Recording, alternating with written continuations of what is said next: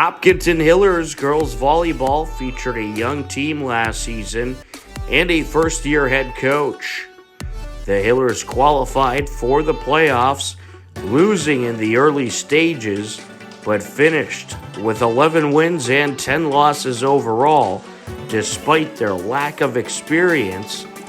This year, the Hillers feature some good, experienced leadership. I'm Sienna and I play DS Libero.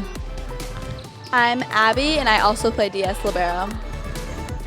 So far, I think we're looking really good. We had our first scrimmage yesterday and it was really good, and I'm really excited for the season. I also agree with Sienna. We had a nice start to our season with playing LS, who is usually a big competitor of ours, but yeah, it went pretty well, I think. Terrific. And you talk about some of the new girls on the team and how they are adjusting. Yeah, so we have a few new players this year, some underclassmen and one freshman, and I think they're adjusting really well. Our freshman, Evie Woodbury, is sister to Elsa Woodbury, who's also on the team, so I think that's great. And yeah, I think it's going really well.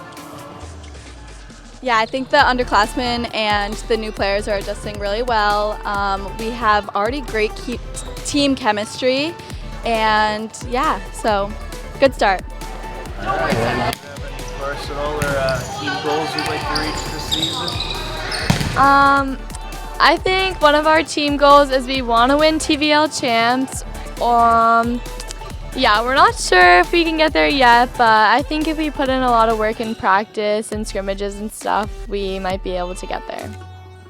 And then obviously our big goal is to be state champs again. That would be great, but it is a big goal, but I think we can get there. Yeah. Emily Sweetapple returns to the helm this season and looks to bring the Hillers back to their glory days. They're looking really good, especially for this point in the season. This is only our 5th practice, so we already had our first preseason scrimmage yesterday against Lincoln Sudbury, so we saw a lot of really strong highlights and some things that we need to work on heading into this season. So we're really excited. A couple of good captains there with some good experience. Can you talk about your captains this season? Yeah, so we're missing one of our captains today. So Kelly Strickland, Abby Hebert, and Sienna Verna. They've all been on varsity for at least 2 years. Abby, this is her 3rd year. So they've got varsity experience. They were leaders on the court even as juniors.